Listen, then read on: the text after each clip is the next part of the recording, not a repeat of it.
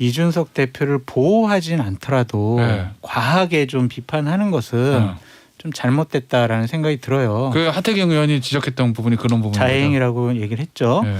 근데 이게 개인적인 뭐 범죄 행위 이런 것들이 아니잖아요. 어쨌든 약간의 진행상의 과정 중에 좀 잘못된 여러 가지 현상들이 있었던 거였지.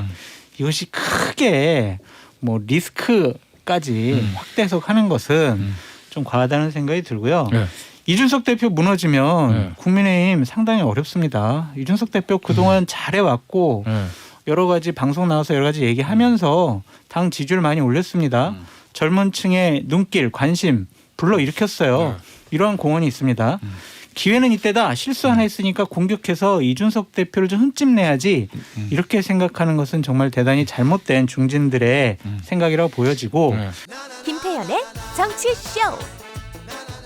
수요일 2부는 시그니처 코너, 모든 코너를 시그니처 코너라고 합니다. 저는. 근데 진짜 제가 시그니처 코너라고 자신 있게 얘기하는 거 딱 세 코너 있긴 있어요. 알았어요. 뭔지 말씀 안 드릴 건데 됐어요. 그 중에 하나 여의도 타짜. 근데 장성철 소장이 교수가 되시더니 막 이제 막 먹기 힘들어서 뭐 됐어요 막 그러고 면벽 수련했다고 엊그제 같은데. 어쨌든 여의도 타짜를 시작하겠습니다. 윤태권 더모아 정치문적실장. 안녕하세요. 장성철 대구 카톨릭대 특임 교수. 감사합니다. 무슨 특임 맡으신 거예요, 근데? 사회학을 가르치게 됐습니다. 정치, 사회, 언론 이런 쪽이 중심적으로 사회학 가르치면 사회를 보셔야 될 텐데. 수산업자론 이런 거 안 가르쳐요? 가르치겠습니다. 파일론 이런 거? 가르치겠습니다. 그러니까 딱 질문 그러고 할 거다. 내가 학생이면. 오늘 뭐 저희가 짚어봐야 될 주제가 많은데 일단 첫 번째 주제는 어제 저녁에 있었던 뉴스 속보 이동훈 전 조선일보 논설위와 관련된 거거든요. 그 준비된 것부터 잠깐 들어볼게요.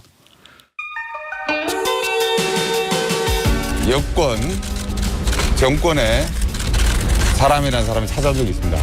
Y를 치고 우리를 도우면은 없던 일로 만들어주겠다. 경찰과도 조율이 됐다. 그러나 이 전 위원은 사기 피의자 김모 씨를 어떻게 알게 됐는지 금품 수수 여부 등을 묻는 질문엔 아무런 대답을 하지 않았습니다. 본인이 말한 Y가 누군지에 대해서도 굳게 입을 다물었습니다. 아니 금품 수수 의혹에 대한 문제는 뭐 본인이 수사해서 풀어갈 문제니까 저희가 뭐 죽이 다를 건 아니고 Y가 누군지는 뭐 Y는 누군지 뻔하지 뭐 윤석열 전 총장이니까 그것도 안 궁금하고 이동훈 전 논설위원이랑 개인적으로 굉장히 가깝죠. 가깝죠. 예. 혹시 통화해 보셨어요? 아니요. 전화 안 받아요? 전화를 안 해봤어요. 얼마나 괴롭겠습니까? 엑스파일 제가 터뜨렸을 때 김태현 앵커께서 저한테 전화해서 막 뭐 물어보면 제가 얼마나 괴로웠겠냐고요. 괴로우셨어요? 그래서 한 다음 주쯤에 전화 한번 해보겠습니다. 자 그럼 지금 이게 제일 중요한 건 그거잖아요. 여권 인사?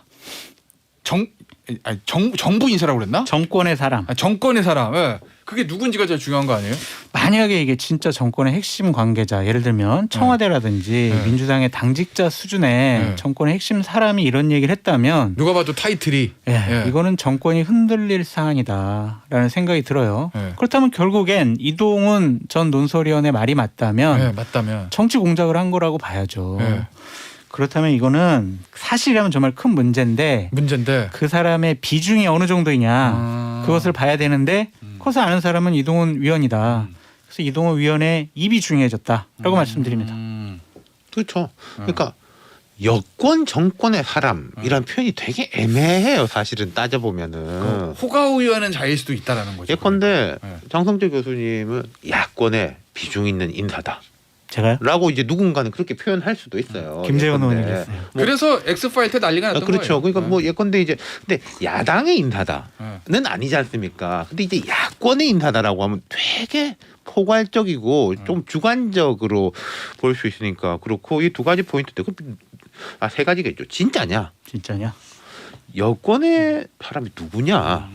그리고 세 번째는 그럼 이 사람이 먼저 이걸 알았다라는 뜻이잖아요. 지금 이 피의 사실이라든지 돌아가는 거를 보도도 되고 그러기 전에 이 사람 어떻게 알았냐. 세 가지가 되겠죠. 그러면 결국 이제 이동훈 전 논설위원이 본인이 이 얘기를 공개적으로 했으니 어떻게 수습을 해야 될 거 아니에요. 밝혀야 되겠죠. 밝혀야 될 수밖에 없는 상황 아닌가? 이거는 밝혀야 어떠한 일이 벌어졌는지 우리가 알 수 있잖아요. 근데 이동훈 위원의 얘기가 좀 상당히 말이 맞다라고 보는 게 한 가지 포인트가 있어요. 포인트는 같이 폭로를 해본 사람으로서 네. 그러니까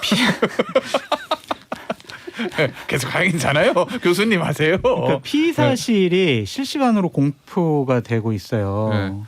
경찰이 아니면 조사한 측이 아니면 알 수 없는 내용들이 정말 거의 언론사에 네. 특별 단독 취재 내용 해가지고 실시간으로 보도됐거든요. 네. 이 정권은요 피의자의 인권을 보호하겠다고 그래서 피의 사실 공표를 엄격하게 제한하고 있지 않습니까? 이런 일이 왜 벌어지고 있는지에 대해서 저는 정권 차원에서 좀 조사하고 좀 어떠한 일이 벌어지고 있는지 왜 이런 일이 벌어졌는지 이거 보면 밝혀내야 된다라고 보여집니다. 근데 이게 본인이 더 이야기를 하지 않으면요. 그건 나올 수 밝히고 말고가 없어요. 이거 뭐 어디서 누구한테 물어가가지고 밝힐 겁니까? 여권 사람들한테 손 들어보세요. 아니요, 아무도 없는데요. 네. 그런 적 없습니다. 네. 라고 될 수밖에 없는 프레임이에요. 사실을 본인이 밝히지를 않으면은. 그러니까 거꾸로 이게 사실 이런 일이 터졌을 때 뭐 자숙하겠습니다라고 하는 케이스가 있고 판을 벌리는 케이스가 있는데 지금 이동훈 전 논설위원은 벌리는 쪽인 것 같아요. 그러니까 시작을 했겠지. 네. 이건. 그게 이제 뭐 어떤 식으로 귀결이 될지는 모르겠네요. 두고 봐야 일단은 될 것 같아요. 네. 이건 진짜. 이거는 진짜 말씀드린 여권 정권 관련 인사 정확한 워딩 그 사람이 누군지 이동훈 전 최고원이 밝혀야 어떻게 될지 볼 수 네. 있으니까 그렇죠. 좀 조금만 네. 기다려 보시고요. 저희가 계속 한번 추적을 해볼게요. 네. 다음 주제도 재밌는 주제고 뜨거운 주제입니다. 저 역시 또 준비된 거 있으니까요. 들어보시고 오실게요. 안녕하세요. 송혜벽인데요. 그래서요. 재난지원금 이거 전 국민한테 주겠다는 거예요? 안 주겠다는 거예요? 예? 여야가 전 국민한테 주기로 합의했다. 이 속보 뜨길래 그렇구나. 한숨 자고 일어났어요. 근데 또 갑자기 아니네네. 그 이준석 대표가 말을 바꿨던데요. 아니 여야 합의가 원래 이렇게 손바닥 뒤집힐 수도 있는 거예요? 맹아 안녕하십니까 MB입니다. 들어봐요. 이 대표가 번복을 한 게 아니라 애초에 전 국민한테 주기로 합의한 게 아니라잖아. 에? 막 코로나 4단계 때문에 6시 이후에는 딱 2명만 만날 수 있는 거 알아요 몰라요? 이준석 대표 말이 두 사람이 이야기를 나누고 대변인을 통해 언론에 전달하는 과정에서 작은 오류가 있었다. 이런 말 안 합니까? 안녕하십니까. 무대 김무승입니다. 저도 한 말씀 드립니다. 젊은 사람이 정치하다 보면 이런 일도 있고 저런 일도 있는 거지. 귤인 줄 알았는데 탱자락하는 아이고 맹 비난을 퍼붓는데 좀 야박한 거 아닙니까? 네 해봐서 아는데 원래 당대표 자리가 고다예요. 피곤하다고. 그건 그렇고 성철이 오랜만이네. 요즘 타짜 하느라 고생 많다며. 장성철 소장 그리고 윤태곤 실장 두 타짜는 어떻게 생각합니까? 마지막에 김무성 전 대표에게 저희가 셋 다 빵 터졌습니다. 승철이 오랜만이네라고. 전화 좀 들어보셨어요 최근에? 안 했다고요. 아니, 교류가 힘드실 없다고 했잖아요. 제 페북에. 그래요? 궁금해가지고. 네. 일단 오늘의 이슈 재난지원금. 근데 어제 이제 재난지원금 그 전 국민 100% 주는 게 맞느냐 아니냐 말을 번복하고 이런 과정들이 있었고 오늘 아침 조간신문들을 보니까 네. 진보 언론뿐만 아니라 소위 보수 언론이라는 분은 조선일보, 중앙일보, 동아일보는 보수 언론 거기 소위 조중동에서도 다 사설에서 이준석 대표의 네. 리스크가 터졌다 맞아요. 이렇게 일제히 조금 맹공을 퍼붓고 있거든요. 말을 보죠, 지금 상황을? 번복했다라는 프레임에 네. 갇혀버렸어요. 그리고 이런 중요한 문제를 당의 네. 구성원들 특히 원내대표 정책위 의장이랑 상의하지도 않고 독단적으로 결정했다. 그것도 지금까지의 당의 방침과는 다른 얘기를 했다라는 것이 큰 논란이 벌어지고 있는 거죠. 해명을 들어보면은 이해는 가요. 이해는 가더라도 약간은 좀 성급한 측면이 있지 않았느냐. 당 대표가 어떠한 자리인지 네. 아직은 좀 잘 모르는 것이 아니냐라는 비판으로부터 자유로울 수는 없다라고 말씀드립니다. 그러면 이게 진짜 예를 들면 국민의힘 내부에서도 그렇고 외부에서도 보면 이준석 대표가 한 달 전에 당대표가 됐을 때 난리도 아니에요. 정말 30대 영선 당대표 새로운 파격과 혁신과 새로운 청년 정치와 온갖 좋은 얘기 다 갖다 이제 붙였는데 한 달 지나가서 지금 뭐 통일부 여가부 통일부 폐지론부터 요 재난금 이슈까지 터지니까 뭐 당대표 리스크다. 대선의 최대 리스크는 이준석의 입이다. 이런 얘기들을 지금 국민의힘 내부에서 나온다고 지금 언론에서 쓰고 있거든요. 그 상황이 맞아요? 보시기에도 이준석 리스크가 커요? 최대 리스크다까지는 아닌데 사실 뭐 터질 게 터졌다 이런 터질 게 느낌은 터졌다? 있어요. 이준석 대표가 말씀하신 대로 된 지 오늘 33일인가 그럴 거예요. 초반에는 되게 좋았죠. 사실 최고위원회의라든지 중진들과의 관계도 뭐 그 정도면 원만한 편이고 대선 주자들하고도 홍준표 뭐 의원 말씀 과하십니다. 뭐 자제했으면 좋겠습니다. 그런 것에 대해 가지고도 잘 넘어갔고 또 뭐 대변인 그 나는 국대다. 그것도 흥행 성공을 했고 했는데 최근에 한 5, 6일 사이에 주줄이 터졌죠. 한 2개, 3개가 터졌는데 그런 게 있는 것 같아요. 이게 제가 뭐 우리가 여기서 재난지원금의 이제 정책적인 정합성에 대해서 토론할 건 아니고 정치적인 이 과정을 보면은 보통 당 대표들이 독단적으로 한다라고 하더라도 논의 그룹이 있잖아요. 비서실 부실장은 원래 자기 보좌진 뭐 이렇게 한 거고 현역 의원인 비서실 실장, 뭐 전략위원장, 보통 여기도 현역 의원급 초재선급이고 뭐 수석 대변인 하고 이제 한 4-5명 항상 이제 상시적인 현역 의원들로 이루어진 이제 논의 그룹들이 있는데 그런 논의 그룹들이 제대로 작동이 되고 있느냐 이런 부분. 그러니까 이준석 대표가 순발력을 중시하고 그런 게 강점이긴 한데 이런 부분에까지 이게 쭉쭉 터져 나오는 거. 그리고 지금 그 국민의힘의 이 해명을 보면요, 뭐 와전됐다 이런 말은 하지만은 송영길 대표하고 논의해가지고 애초에 발표한 게 틀렸다. 그 워딩이 틀렸다는 말은 없잖아요. 뭐 그렇죠. 그런 의미가 아니다. 뭐 이런 식으로 이야기하고 있는 거지 않습니까? 그러니까 지금은 상대한테 뭐 역공을 가하기도 어려운 상황이에요. 그리고 제가 이제 보면은 이게 이준석 대표가 이렇게 올라온 데는 초선 의원들의 에너지, 원외 청년들의 이런 에너지 그걸 이제 같이 올라온 건데 그렇다면은 이준석 대표가 비빌 언덕 지지층이라는 게 뭐 그런 쪽 아니겠습니까? 중진보다는 그쪽들하고도 뭐가 조금 같이 가는 느낌이 안 보인다. 그러니까 요새 뭐 윤희숙, 뭐 조수진 뭐 이런 의원들이 좀 뼈아픈 말들을 하고 있잖아요. 심지어 김재섭 청년 최고위원도 좀 뼈아픈 말을 했으니까. 그러니까 이게 지금 이 기회를 방면교사 삼아서 시스템을 좀 점검하고 참모진 구성, 그다음에 회의체 구성 이런 것들 한번 다시 재정비했으면 좋겠다라는 생각이 드는데 저는 당의 몇몇 중진 의원들이 이준석 대표를 보호하진 않더라도 과하게 좀 비판하는 것은 좀 잘못됐다라는 생각이 들어요. 그 하태경 의원이 지적했던 부분이 그런 부분이죠. 자해행위라고 얘기를 했죠. 근데 이게 개인적인 뭐 범죄 행위 이런 것들이 아니잖아요. 어쨌든 약간의 진행상의 과정 중에 좀 잘못된 여러 가지 현상들이 있었던 거였지. 이것이 크게 뭐 리스크까지 확대 해석하는 것은 좀 과하다는 생각이 들고요. 이준석 대표 무너지면 국민의힘 상당히 어렵습니다. 이준석 대표 그동안 잘해왔고 여러 가지 방송 나와서 여러 가지 얘기하면서 당 지지율 많이 올렸습니다.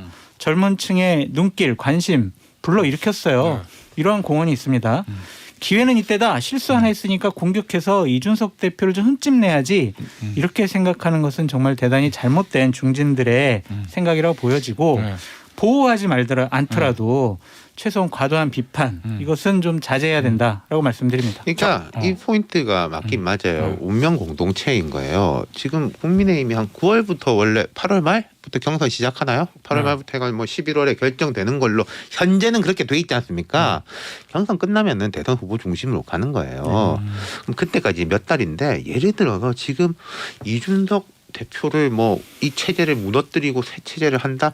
시간도 없고 그렇다면 지금까지 쌓아 올린 공든탑이 와르르 무너지게 돼 있으니까 제가 국민의힘 사람들하고 장성철 교수님만큼은 아니지만은 저도 아는 사람들 이야기해 보면은 별로 마음에 안 드는데 솔직히 그렇다고 이준석이 여기서 뭐 무너지고 하면은 다 같이 공멸이다 그런 인식들은 있는 것 같아요. 그렇기 때문에 더 이제 위험한 건데 근데 이준석 대표도 그러니까 나 아니면 뭐 있어? 라고 할 게 아니라 좀 고개를 숙여야죠. 그럴 때는. 저기 내막을 알아서 한 가지 얘기하고 싶은데 그건 좀 자제하도록 하겠습니다. 뭐요? 아이, 됐습니다. 전화 할게요. 방송 끝나고 제가. 저기 장 교수가 여당 대표를 옆에서 많이 오래 같이 일을 했었잖아요. 그러니까 잘 알 거 아니에요. 과연 공당의 제1야당 또는 여당의 대표는 뭘 해야 되는가라는 거에 대해서. 지금 이준석 대표가 앞에 있어요. 한마디 컨설팅 해준다 뭐 하시겠어요? 말 좀 줄이시라. 그 말은 SNS도 포함되는 거예요? 그렇죠. 그러니까 당 대표는 당의 얼굴입니다. 자, 사소한 말, 행동 실수 하나가 당에 큰 타격을 줄 수가 있어요. 이준석 대표 말이 너무 많아요. 현안 문제에 대해서 너무 자기 의견을 자신 있게 얘기합니다. 네. 당 대표라는 자리는 당내 이견과 갈등을 조율해서 하나된 목소리를 내도록 회의체를 잘 구성을 해서 갈등을 치유하는 사람이지 본인이 툭 던져놓고 아니 이건 나 개인적인 의견은 이래요. 이런 식의 접근 방법은 잘못됐다라는 생각이 들고요. 네. 인터뷰도 좀 줄이시라라고 인터뷰도? 말씀드리고 싶어요. 하루에 2-3개를 계속 하시더라고요. 네. 많이 하면 실수할 수밖에 없다라는 것. 또 하나는 자꾸 말 많이 하고 인터뷰 많이 하면은요 당대표의 말과 행동에 대한 권위가 떨어져요. 그렇기 때문에 좀 정제된 말로 좀 말수 줄이면서 좀 당대표라는 자리의 무게감을 느끼시라라고 말씀드립니다. 알겠습니다. 여당 얘기 좀 해볼게요. 윤태곤 실장. 네. 양자 대결 이낙연 지금 후보죠. 후보의 지지세 상승세가 이제 눈에 띄게 지금 보이거든요. 눈에. 네네. 얼마 전에 그 윈지코리아에서 실시한 여론조사 윤석열 전 총장하고 양자 대결 붙은 거 보니까 이겼어요. 아시아경제의뢰로 윈지코리아 컨설팅 조사한 것 지난 10월에서 11일 전국 18세 이상 유권자 1,011명 오차 범위는 표본 오차 95% 신뢰 수준 플러스 마이너스 3.1%인데 이낙연 43.7 윤석열 41.2 이게 실제 대선이면은 이낙연 후보 당선 이거잖아요. 근데 요 며칠 상관에 어제 오늘 여론조사에서 반대인 것도 더 반대인 있었어요. 것도 뭐 있고. 윤 후보가 훨씬 앞선 것도 있었는데 자 이낙연 후보가 상승 예. 맞아요. 근데 이거 그리고 보면은 윤석열 주춤, 뭐 네. 이재명 주춤도 네. 많고 이건 이제 두 가지가 있겠죠. 이게 여기는 포함이 안 돼 있지만 지금 대통령하고 민주당 지지율도 동반 상승하고 있거든요. 오 그래요? 이건 이제 여론조사 뭐 전문가들로 이야기해 보면은 일단 컨벤션 효과가 있다. 민주당 경선. 예, 좀 네. 흥행 그리고 성공하고 있으니까. 이 컨벤션 효과라는 게 막 북적북적 해가지고 실제로 올라가는 것도 있고 네. 여론조사를 하면은 약간 과표집되는 게 항상 있습니다. 경선 기간에는. 그러니까 우리가 무작위로 전화해가지고 이제 아무나 받겠거니라고 생각하는 건데 약간 민주당 지지층들이 더 많이 받을 확률이 조금 있다는 거죠. 지역별 이걸 보면 그런 게 보여요. 그거가 사실 또 컨벤션 효과이기도 한데 그 자연스러움에도 불구하고 예. 윤석열 주춤 이낙연 상승은 네. 맞다. 근데 이게 이낙연 상승이라는 게 이재명 지사가 좀 흔들리면서 그러니까 전 이 여론조사 보고 제일 뜨끔한 사람은 윤석열 전 총장보다 이재명 지사일 그럼요. 것 같다는 생각이 들었는데. 이런 게 있겠죠. 집중 공격을 당했지 않습니까? 그러면 나한테도 좀 빠질 거잖아요. 나한테 빠지는 게 나머지 5명한테 골고루 가느냐. 보통 안 그렇죠. 2위한테. 예. 저는 이제 이 여론조사를 썰리죠. 보고 말씀 다 끝나셨어요? 네네. 여론조사를 보고 자칫 잘못하면 어제가 제가 민주당 대선 후보 경선의 가장 큰 분기점이 될 수도 있겠구나라는 생각이 요 양자 들어요. 대결 결과 발표된 게. 예, 이 흐름이 맞다면, 이 흐름이 맞다면. 그러니까 여기서 우리 지금 소개해줬잖아요. 이낙연 후보가 윤석열을 이겨라고 했지만 지금 소개 안 된 게 예. 이재명 지사는 윤석열 후보한테 지는 걸로 나왔어요. 똑같은 여론조사. 이거에 똑같은 이거에만, 여론조사에서. 이거에만. 요 윈지코리아에서 네, 이건 조- 뭐 네. 조사한 딴건 좀 거에서만. 달라요. 예, 이거는 무슨 의미냐? 예. 자, 우리는 네. 이재명이 아니더라도 예. 이낙연이 나가도 대선에서 우리가 정권 재창출할 수 있어라는 사인을 지지층에 주는 거거든요. 예. 어제 민주당 쪽 관계자분들하고 얘기를 해보니까 예. 이 여론조사가 어제 호남 지역, 특히 네. 광주 전라도 지역에 어마어마하게 지금 카톡으로 돌아다닌다는 거예요. 그렇다면 이 호남 주요한 지지 기반인 호남 측에서 이낙연 대표에 대해서 다시 판단할 수 있는 중요한 근거를 마련해 줬다. 그래서 본 경선이 어떻게 될지 모른다. 근데 전 두 근데- 가지 문제점 봐요. 예. 이 흐름이 맞다면, 맞다면 그러니까 오늘 또 뭐 다음 주까지 계속 이런 비슷한 류의 여론조사가 나오면 예. 윈지코리아는 야 정말 흐름을 잘 읽는 정말 여론조사 전문기관이라 하겠지만 다른 여론조사 결과가 나오게 되면 이거 뭐 작업 들어간 거 아니야? 이거 윈지가 이낙연 대표 때 작년 총선 때 여러 가지 여론조사를 했으니 보훈 차원에서 뭐 한 거 아니야? 이러한 비판도 나올 수 있다고 봐요. 계속 흐름을 봐야 된다. 다른 그래서 건. 어제가 상당히 중요한 분기점 중에 하나다라고 보여집니다. 자 일단 그러면 어제 여론조사를 가지고서는 이재명 지사가 위기인 거잖아요. 네. 이거 이재명 지사 타개하려면 뭘 해야 돼요? 이재명 지사는 이제 이런 딜레마가 있는 거죠. 오늘 아침에 다른 방송에 나왔던데 네. 계속 염두에 머리에 깊이 박혀 있는 건 본선이었어요. 그렇죠. 그나는 이제 코리안 시리즈를 나가면은 여기 선발 투수를 이렇게 네. 운용하고 페넌트 레이스는 경기차가 앞서 있으니까 여기는 이제 관리 차원에서 가겠다인데 말하자면 2위가 따라오는 거 아닙니까? 그렇다면 이제는 아니 뭐 코리안 시리즈 가야지 거기서 뭐 운영을 하고 말고 아니에요. 그냥 경선 쪽으로 좀 더 힘을 싣겠죠. 당연하게. 그러니까 지금까지는 이제 좀 공격에 방어만 하고 네. 공격 같은 거 안 하고 그런 게 있었지 부자 않습니까? 몸조심 있었죠. 그런 모드 전환이 있을 거다. 실제 뭐 보도라든지 워딩들 보면은 그렇게 이제 나오는 거고요. 청와대와의 관계 설정 어떻게 할까요? 청와대와 관계 그 애매한 건 설정은 이재명 저는 이제 지사한테. 이렇게 생각합니다. 본선 경쟁력을 보이는 게 청와대와 관계 설정이 좋은 거예요. 지지율이 떨어지면은 관계가 안 좋아지는 거고 지지율이 높으면은 그 관계가 뭐 안 좋을 수가 없죠. 1등인데. 그러면 이재명 지사 특유의 이제 사이다 발언, 거침없는 발언 이런 것들이 좀 나올 수도 있다는 그러니까 거죠. 오늘 아침 다른 방송에서도 뭐 내가 공격 많이 당했는데 이낙연 후보는 뭐 주위에 해명할 게 없냐 네. 그런 식의 이야기를 하더라고요. 그런 것들이 좀 나오겠죠. 이재명 지사에게도 컨설팅 한마디. 공격적으로 나가시라. 방어만 하면은요 네. 이길 수가 없어요. 공격에서 골을 내야 이기죠. 지금처럼 막 수세적이고 안정감 보여주겠다라는 것은 또 이재명답지도 않습니다. 그러니까 마실수 나오잖아요. 지난 4번의 토론회 때 우리 남는 거는 뭐가 있어요? 바지 내려. 그거밖에 없잖아요. 그러니까 이러한 모습들은 본인이 이미 민주당 경선은 나로 끝났어라는 자만심 때문에 벌어진 일이다. 지금 지금은 여기에 경선에 전력 투구해라. 큰 하나의 변수가 지금 코로나예요. 코로나. 네, 코로나 지금 4단계 이렇게 올라서고 하는데 이재명 지사가 이렇게 1등으로 쭉 올라선 게 코로나 국면이었지 않습니까? 네. 그리고 그때 또 서울시장 자리도 비어 있기 때문에 그렇죠. 스포트라이트를 완벽하게 받았죠. 그렇죠. 근데 지금 이제 코로나 확 뜨는데 이재명 지사가 경선해야 되잖아요. 오늘 아침에도 서울 와가지고 인터뷰하고 막 그랬는데 그렇다면은 이 부분에 대해 가지고 아니 지사가 이거 집중 안 하고 뭐 딴 거 하는 거 아니야 이런 공격 당할 수도 있는 것이고 이게 좀 애매해요 경기도지사니까? 사실은. 네. 네. 코로나는 또 찬스기도 하고 집행력을 가진 경기도지사로서. 알겠습니다. 오늘 여의도 타짜 시간 여기서 마무리하고요. 다음 주에 두 분 다시 보시겠습니다. 장성철 교수, 윤정호 시장이었어요. 감사합니다. 감사합니다. 저는